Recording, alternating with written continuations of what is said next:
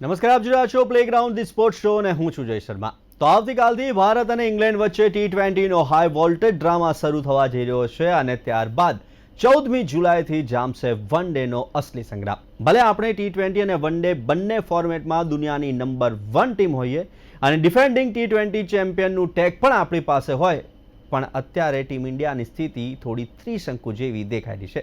એક તરફ આપણો ભવ્ય ભૂતકાળ છે તો બીજી તરફ તાજેતરમાં જ આયર્લેન્ડ સામે શ્રેણી હારવાનો એક ન ગમતો રેકોર્ડ પણ આપણા નામે છે. કેવી રહેશે આવનારી મેચો તે વિશે કરીશું ચર્ચા, અને આ ચર્ચા કરવા માટે આપણી સાથે સ્ટુડિયોમાં ઉપસ્થિત છે સ્પોર્ટ્સ એક્સપર્ટ અશોક મિસ્ત્રી. અશોકભાઈ, આપનું સ્વાગત છે. Thank you so much. અશોકભાઈ, ચર્ચાની શરૂઆત કરીએ તે પહેલા જોઈએ એક રિપોર્ટ. ભારત અને ઇંગ્લેન્ડ વચ્ચેની T20 શ્રેણી આવતીકાલથી શરૂ થશે અને ત્યારબાદ 14મી જુલાઈના રોજથી વન ડે શ્રેણી શરૂ થશે. ભારતની ટીમ, તેના ખેલાડીઓ, કેપ્ટન આ તમામ બદલાઈ ચૂક્યા છે. ઉપરાંત T20 અને વન ડે બંનેમાં ભારત નંબર 1 પર છે, ત્યારે ઇંગ્લેન્ડ શ્રેણી રસપ્રદ રહે તેવા સંકેતો છે. ભારતની T20 ટીમની સ્થિતિ અત્યારે ત્રિશંકુ જેવી થઈ ગઈ છે. ભારતનો ભવ્ય ભૂતકાળ છે, ડિફેન્ડિંગ T20 ચેમ્પિયન છે, છતાંય વર્તમાનમાં સારી ટીમ હોવા છતાંય આયર્લેન્ડ સામે શ્રેણી હારવાનો વિક્રમ પણ કરી ચૂક્યા છે.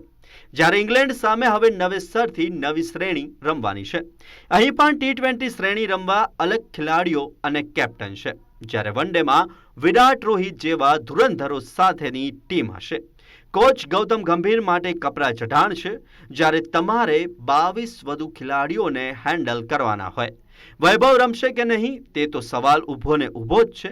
અભિષેક સંજુમાં સંજુ સદંતર નિષ્ફળ ગયો છે, ત્યારે વૈભવના ટીમમાં આવવામાં ચાન્સીસ વધી જાય તે સ્વાભાવિક છે. ખેર, ઇંગ્લેન્ડની ઉછાળ લેતી પીચો અને સ્વિંગ થતી ફાસ્ટ બોલિંગ અને વિપરીત વાતાવરણ સામે ભારતે રમવાનું હોય શ્રેણી રસપ્રદ જોવા મળશે. તો અશોકભાઈ, હવે ભારત અને ઇંગ્લેન્ડ વચ્ચેની T20 શ્રેણી અને વન ડે શ્રેણી બંને રમાવા જઈ રહી છે. બંને ટીમો માટે કેટલી મહત્વની આ શ્રેણીઓ? જે ઘણા બધા ફેરફારો ભારતીય ટીમમાં થઈ રહ્યા છે, એવા જ ફેરફારો ઇંગ્લેન્ડની ટીમમાં પણ થઈ રહ્યા છે. હમણાં જ બેન સ્ટોક્સે નિવૃત્તિ લીધી એ આપણે જોયું. ત્યાર પછી વચ્ચે પણ ઘણા બધા એવા પ્રસંગો બન્યા કે જે બહુ યોગ્ય નહોતા. ભારતની ટીમમાં પણ એ જ પ્રમાણેની સ્થિતિ છે. ઘણી બધી બાબતો એવી છે કે ક્યાંક એમ કહી શકાય કે ભારતની તરફેણમાં છે, જ્યારે ઘણી બાબતો એવી છે કે જે ભારતની તરફેણમાં નથી. એટલે આ બધી પરિસ્થિતિઓને આપણે જોઈએ તો ભારત માટે આ શ્રેણી અગત્યની એટલા માટે છે કે તમારી પાસે કેપ્ટન તરીકે શ્રેયસ અય્યર આવ્યા છે. પેલી બાજુ તમારી પાસે બ્રુક છે, એટલે એની કેપ્ટનશીપ પણ જોવાની રહેશે. પણ અહીં આગળ સૌથી વધારે મહત્ત્વની ભારતીય ટીમની જે આ ફેરફાર જે થયો છે, એ ફેરફાર એટલા માટે મહત્ત્વનો છે કે ભાઈ વર્લ્ડ કપ જીતે આપણે. કેપ્ટન બીજા હતા, ત્યાર પછી આપણે કેપ્ટન બદલ્યા. કેપ્ટન બદલીને આપણે આયર્લેન્ડ સામે રમ્યા તો આપણે હારી ગયા. કેટલી બધી શ્રેણીઓ પછી આપણને શ્રેણી હારનું બિરુદ મળ્યું. તો ક્યાંક શ્રેયસ અય્યર માટે to prove that he is a better captain than anybody else, એને પુરવાર કરવું પડશે. કારણ કે એનો પણ જે દાયરો છે સીમિત છે. T20નું કેપ્ટનશીપ એની પાસે છે.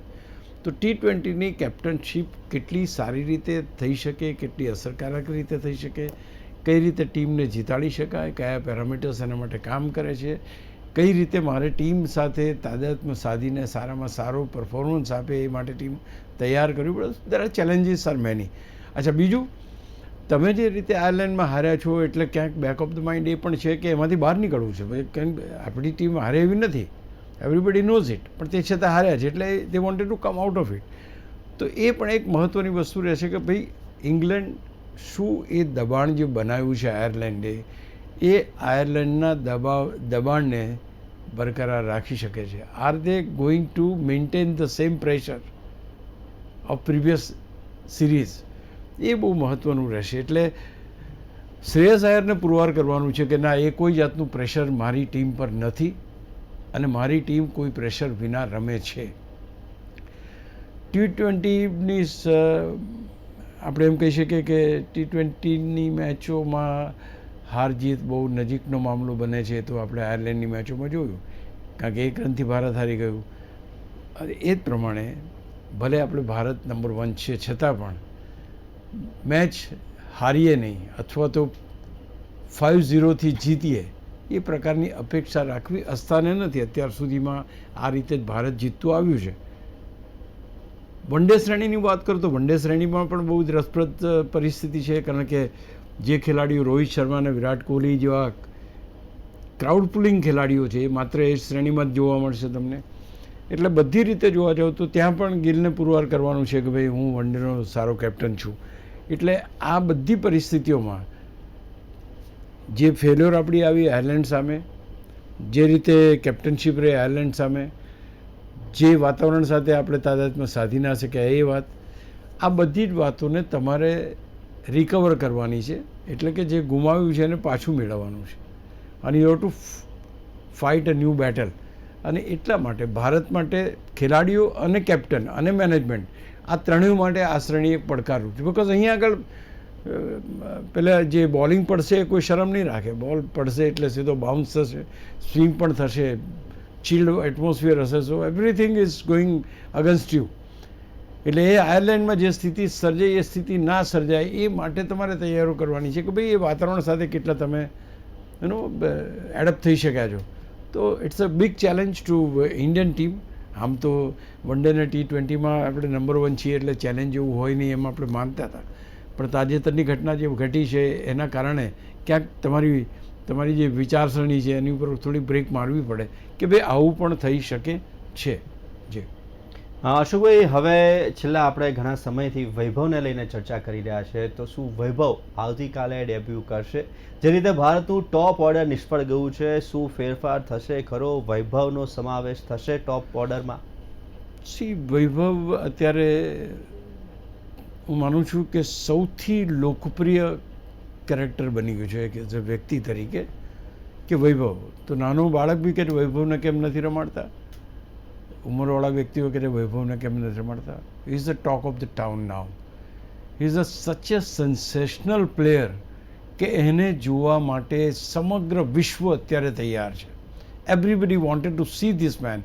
કે એવો કેવો ખેલાડી છે કે જે કોઈ પણ દુનિયાના ટોચના ખેલાડીઓને ચોગ્ગા છગ્ગા ફટકારી શકે છે અથવા બોલર્સને ફટકારી શકે છે. તો એક હાઇપ છે એના નામનો. અને તમે નહીં માનો કે એ નહીં રમતો હોય તો એ કદાચ T20 લોકોને જોવી નહીં ગમે.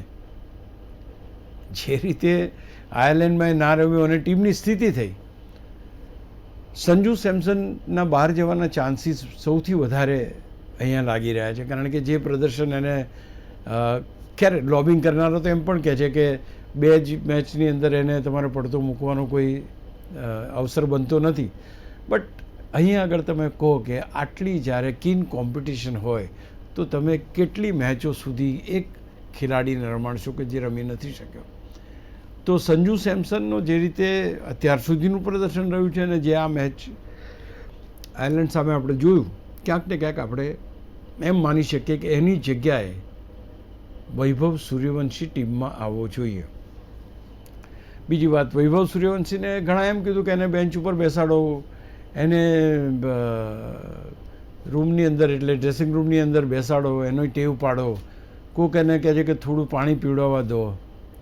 જે ખેલાડી દુનિયાના તમામ બોલર્સને પાણી પીવા માટે સર્જાયો હોય એ ખેલાડીને વધારે વાર ક્રિકેટથી દૂર રાખીને કેટલું ભલું થાય છે તો મને ખબર નથી, પણ હું માનું છું કે એને તક આ વખતે મળશે. અચ્છા, બીજું મારે કોમ્પ્લિમેન્ટ અત્યારથી જ આપી દઉં સિલેક્શન કમિટી અથવા તો ગૌતમ ગંભીર અને શ્રેયસ આયરને કે ભાઈ જો તમે ઇંગ્લેન્ડની શ્રેણી માટે એને તમે હુકમનો એક્કો ખોલશો અથવા તો શો કરશો તો I think it will be a great to see કે ભાઈ ઇંગ્લેન્ડ સામે અમે એને રમવાની તક આપી, અમે આયર્લેન્ડ સામે રમવાની તક આપીને એની ટેલેન્ટને વેડફવા માગતા નહોતા, but England is a bigger platform અને એની ઉપર અમે એને તક આપી. આ એક થોડું સાય ઓફ રિલીફ લઈ શકાય શ્રેયસ આયર માટે અને ગૌતમ ગંભીર માટે. એ બાબત આવતીકાલે બની શકે છે. અને પરિસ્થિતિઓ તો એમ કહે છે કે એને રમવું જોઈએ. અને એ તો ક્યારેય બનવાનું નથી કે તમે જો કોઈને કાપતા જ રહો અથવા તો નથી જ રમાડવો તો કોઈ સવાલ ઊભો થતો નથી. પણ જ્યારે અહીંથી તમે ત્યાં લઈ ગયા છો, આટલા બધા લોકો એને સપોર્ટ કરે છે, દુનિયામાં એક સેન્સેશનલ ખેલાડી તરીકે એનું નામ છે, તો એનાથી ડરવાની જરૂર નથી મારા ખ્યાલથી. એ પણ એક વસ્તુ ફેક્ટર બની શકે કે ઓપનિંગ બેટર્સ જે છે અત્યારે રમી રહ્યા છે એમને ક્યાંક હોય કે જો આપણે ગયા ને આવી ગયો ને એકવાર રમી ગયો ને ટકી ગયો તો આપણું શું. એવું કરવાની જરૂર નથી, કારણ કે દરેકના નસીબનું જ રમતા હોય છે. એટલે આપણે અપેક્ષા એમ કરીએ છીએ કે આ શ્રેણીમાં એ વૈભવ સૂર્યવંશીને તક મળી જશે. અશોકભાઈ, બંને મેચોમાં નિષ્ફળ ગયેલા સંજુ સેમસનની વાત કરી છે. સંજુ સેમસન ટીમમાં રમી શકે છે ખરા, એક સવાલ એ પણ થઈ રહ્યો છે. અને વિકેટ કીપર તરીકે ઈશાન કિશન તો ટીમમાં છે જ, તો શા માટે 2 વિકેટ કીપર? 2 વિકેટ કીપરની થિયરી તો ખેર ચાલુ થઈ છે, ઘણી મોટી બાબત છે. કારણ કે wicket keepers are not a very good fielders એવું કહેવાય છે. કારણ કે વિકેટ કીપરનો જે એરિયા ઓફ ફિલ્ડિંગ હોય છે which is very limited, they are very quick at that particular point. પણ ઈશાન કિશનથી ઘણા કેચ છૂટતા જોયા છે, ઘણા બાઉન્ડ્રીઝ જતી જોઈ છે. તો 2 વિકેટ કીપરને રાખવા એના કરતાં સંજુ સેમસનને જો રેસ્ટ આપીને વૈભવની જગ્યા ત્યાં થઈ શકે, પહેલી વાત આ. બીજી વસ્તુ એ છે કે તમે 2 વિકેટ કીપર રાખો છો એનો અર્થ એ કે T20 શ્રેણી કે જે શાર્પ ફિલ્ડિંગ માટે પ્રખ્યાત છે, મીન્સ એની અંદર ફિલ્ડિંગ તમારી જબરજસ્ત હોવી જોઈએ, નહીં તો બોલ ચોગ્ગા નીકળી જાય તમારા. એ વખતે એજાઇલ એક ખેલાડી હોય છે, યંગ ખેલાડી બેટર હોય, તો I think he can provide a good leg, સારી ફિલ્ડિંગ આપણને આપી શકે વિકેટ કીપર કરતાં. એટલે એક પણ એક વસ્તુ છે કે જ્યાં પહેલાં એક જ વિકેટ કીપર રમતા હતા, 2 વિકેટ, એ નોટ ઓનલી એક પણ નહોતા રમતા, એ તો KL રાહુલને વિકેટ કીપર બનાવી દેતા હતા. રાહુલ દ્રવિડને વિકેટ કીપર ઘણી વખત બનાવ્યા છે. તો આઈ થિંક 2 વિકેટ કીપરનો કોન્સેપ્ટ બી થોડોક અલગ લાગે છે. અને ક્યાંક આ રીતના એક નિષ્ફળતા બી સંજુને મળી છે. એના કારણે કારણ કે અશ્વિનને બધા એમ કહે છે કે સંજુ તો રમવો જોઈએ. સોશિયલ મીડિયા ઉપર એનો મીન્સ કે એની લોબી જબરજસ્ત કામ કરી રહી છે કે ભાઈ he is one of the best. કોઈ એની ક્ષમતા વિશે સવાલો અહીંયા છે જ નહીં. અહીંયા એવું છે કે તમે 2 મેચમાં નિષ્ફળ ગયા છો, કંઈ વાંધો નહીં, વૈભવને રમવા દો, વૈભવ 2 મેચમાં નિષ્ફળ થાય તો ત્રીજોને રમાડજો. તો I think that is the way it should go on.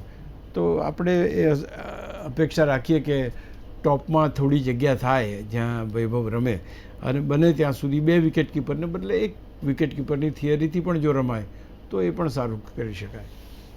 અશોકભાઈ, હવે એક કારમી હારનો સામનો કર્યો આપણે આયર્લેન્ડ સામે, અને આયર્લેન્ડ સામે જે કારમી હારનો સામનો કર્યો ત્યારે સવાલ એ થઈ રહ્યો છે કે શું હવે શ્રેયસ આયર ઇંગ્લેન્ડમાં એક T20ના કેપ્ટન તરીકે પ્રસ્થાપિત થઈ શકશે? શું ખેલાડીઓ પાસે શ્રેયસ કામ કઢાવવાની ક્ષમતાની કસોટી રહેશે? બહુ સાચો સવાલ છે, કારણ કે દરેક કેપ્ટન જે કોઈ જગ્યાએ કેપ્ટનશીપ લે એટલે યુ ઓલવેઝ વિશ કે ભાઈ મારી ટીમ જીતે અથવા તો હું જીત્યો એવું હું કહી શકું. There are 2 ways of winning. The first way is leading from the front. You perform. તમે જો સેન્ચુરી મારો છો, તમે જો શાનદાર રમો છો, તો people will automatically follow you. This is the first way of doing it. Second thing, you should have a great rapport with your players, which enable them to work hard. તમારો repo એની સાથે કે નહીં યાર મારે શ્રેયસ આયર માટે તો જી જાન લગાવીને મહેનત કરવી. આ બધી બાબતો ભલે નાની લાગે, these are very big things. You have to have a good repo with the players. એટલી એમની સાથે આત્મીયતા, તમે ભારતના જ પ્લેયર છે એટલે આત્મીયતા સાધવામાં બીજું કોઈ તકલીફ પડવી જોઈએ નહીં. અને IPL હમણાં સાથે રમી ચૂક્યા છો. પણ એક વાત ચોક્કસ છે કે શ્રેયસ આયરનો જે એટીટ્યૂડ છે, એટીટ્યૂડ થોડોક અલગ લાગતો હોય, થોડોક આઇસોલેશનમાં હોય એવો લાગે છે. He doesn't mix with the people. So જો સૂર્યકુમાર પાસે આપણે જોતા હતા કે ભાઈ દરેક વખતે હસતો જોઈએ. This man is little serious sort of એ રિઝલ્ટમાં માને છે. પણ જ્યારે કોઈ સિદ્ધાંતોમાં તમે માનતા હોય, જ્યારે you believe that I believe in result.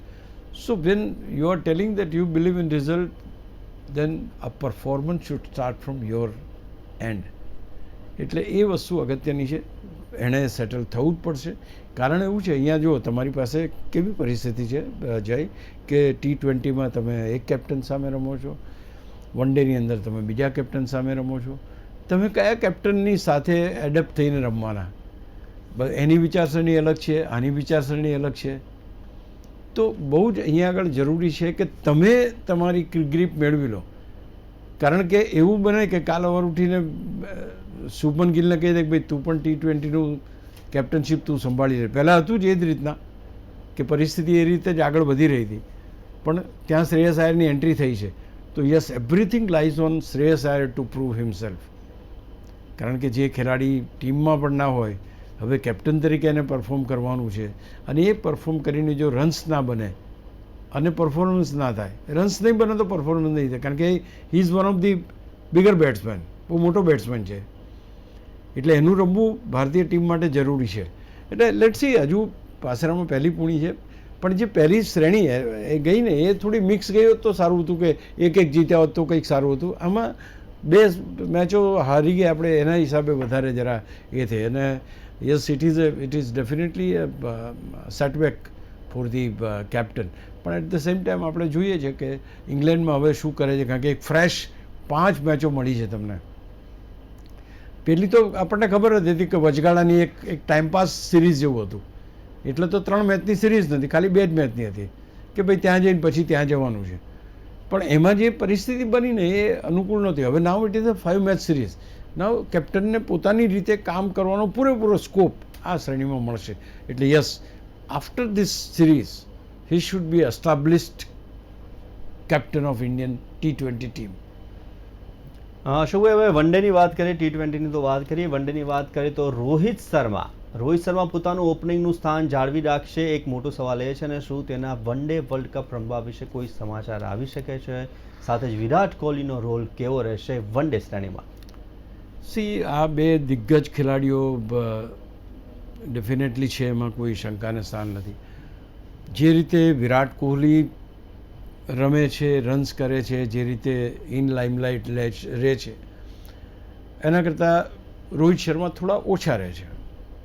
Recent જે સિરીઝ અફઘાનિસ્તાન સામે રમ્યા એમાં પણ તો રોહિત શર્માને પહેલી વસ્તુ કે એને બી પોતાને એક અલગ ફીલ થાય છે, આઇસોલેશન ટાઈપનું ફીલ થાય છે કે ભાઈ હવે હું આ બધામાં સેટ નથી થતો. એક વસ્તુ છે કે એને પોતાનો કોન્ફિડન્સ બતાવવો પડશે કે he can play any inning against anybody. તો આ એ બહુ મોટું પ્લેટફોર્મ મળે છે કે 3 મેચો તમારે રમવાની છે, અને આ 3 મેચો એ તમારું ભવિષ્ય નક્કી કરશે કે તમે વર્લ્ડ કપ રમશો કે નહીં. All sudden and Virat Kohli is very much in touch, very much fit, very much agile, very much active. બધી જ વસ્તુ એની પોઝિટિવ છે, એટલે એ તો રમશે, એમાં કોઈ શંકાને સ્થાન નથી જણાતું અત્યારના તબક્કે. But Rohit Sharma will have two perform to the perfection, કે જેથી કરીને ભારતની જે શ્રેણી જીતે એમાં રોહિત અને વિરાટ આ 2 નામ ચમકે તો એમનું વર્લ્ડ કપમાં કન્ફર્મેશન પાકું થાય. કારણ કે તમે એક માઇન્ડસેટ સાથે જાઓ છો જીતવા માટે, અને એ જે પર્ટિક્યુલર ફોર્મેટનો એ હિટમેન છે, એ પર્ટિક્યુલર ફોર્મેટમાં એની જે આક્રમકતા છે, એના જે શોટ છે, એ તો લોકોને જોવા ગમશે જ, અને લોકો ડિમાન્ડ પણ કરશે. એટલે he will have to score and prove himself. Prove તો હવે કરવાનું એને કશું રહેતું નથી. ખેર, he should bat with good score. Virat Kohli similar way, but he is doing it. So એના માટે કંઈ બીજા કોઈ એવા એ નથી કે જેમાં. અને બીજું કે એ બંને ચાલે તો આખી દુનિયાનું શું થાય એ બધાને ખબર છે. એટલે that everybody knows that what is Rohit Sharma and what is Virat Kohli. there's nothing to. પણ અત્યારે જે નવો ફાલ આવ્યો છે, નવા ખેલાડીઓ આવ્યા છે, એનો જે ધક્કો છે, પુશ છે, એ પુશ બહુ હેવી છે. And that is really pressurizing all those people to take the decisions against you. કે ભાઈ રોહિત શર્મા નહીં હોય તો ચાલશે. તો એવું ના થવું જોઈએ. ક્યાંક તમારી જરૂર જણાય એવું પરફોર્મન્સ તમારે આપવું પડશે. અને you are getting enough time. આખી 3 મેચોની સિરીઝ છે જેમાં તમારો સમાવેશ છે. You can do wonders. Yes. અશોકભાઈ, ઇંગ્લેન્ડની સ્થિતિની વાત કરીએ તો ઇંગ્લેન્ડની સ્થિતિ ભારત સામે સારી નથી. બે વર્લ્ડ કપ સેમિફાઇનલમાં હાર અને છેલ્લી સિરીઝ લોસ થઈ છે. કેવો પ્રતિકાર હોઈ શકે છે ઇંગ્લેન્ડનો? અહીંયા પ્રતિકાર કરતાં બહુ સરસ મજાની વાત કહું તમને કે ભાઈ ઇંગ્લેન્ડના ખેલાડીઓ એ ભારતની અંદર આઈપીએલ રમે છે. દરેકે દરેક ખેલાડીઓ જે છે એ બધા મોટાભાગના ખેલાડીઓ, સોલ્ટ લઈ લો, બટલર લઈ લો, બ્રુક લઈ લો, કરન લઈ લો, બેથેલ લઈ લો, આ બધા ખેલાડીઓ તો રોજ રમે છે. હવે થયું છે કે ભારતની બોલિંગ તો એ લોકો જાણે છે, એમના નવા બોલર્સ છે, એમની બોલિંગ આપણે જાણતા નથી. બીજું કે ત્યાંની પીચો ઉપર વેરિએશન્સ જે મળે, સ્વિંગ જે થાય, બાઉન્સ જે મળે, એનો એડવાન્ટેજ એ ટીમને મળશે. જ્યારે ભારતના ખેલાડીઓ Bharat there are two types of players. One કે જેની સામે રમે એની સામે રમવું તમને સરળતા પડે.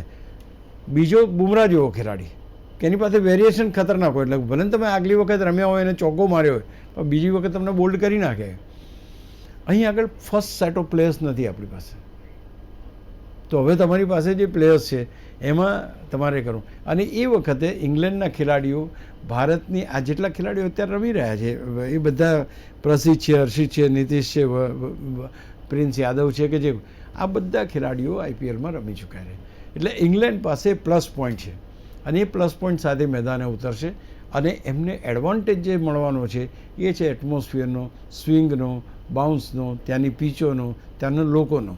એટલે અહીં આગળ આ ઇંગ્લેન્ડની ટીમ લડત આપશે કે કેમ? T20 છે એટલે લડત આપશે. T20માં લડત આપવાનો કોઈ સવાલ ઊભો થતો નથી. કોઈ પણ ટીમ તમને લડત આપી શકે.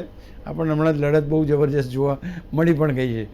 તો હું માનું છું કે ઇંગ્લેન્ડની સામે T20ની શ્રેણી જે છે ટફ બની શકે છે. વન ડે શ્રેણીમાં yes we can say that one day શ્રેણીમાં આપણે, પણ T20 ઇઝ લિટલ ડાયસી, કારણ કે એમાં પરિણામો આમ તેમ ઉથલપુથલ થાય છે. સિવાય કે ઓપનિંગ સ્ટેન્ડ તમારું રમે, સૂર્યવંશી રમે અને કદાચ એ કંઈક નવા કારનામા કરે તો વાત અલગ છે. અશોકભાઈ, જોફ્રા આર્ચર ભારતને કેટલો ભારે પડી શકે છે? અને ખાસ કરીને T20 શ્રેણીમાં ખેલાડીઓ હવે આઈપીએલ રમી ચૂક્યા છે, ત્યારે બોલિંગ ડિપાર્ટમેન્ટ ઇંગ્લેન્ડ પર પ્રભાવ પાડી શકશે ખરો? See there are two. તમે એક નામ દીધું જોફ્રા આર્ચરનું. He is a fantastic bowler.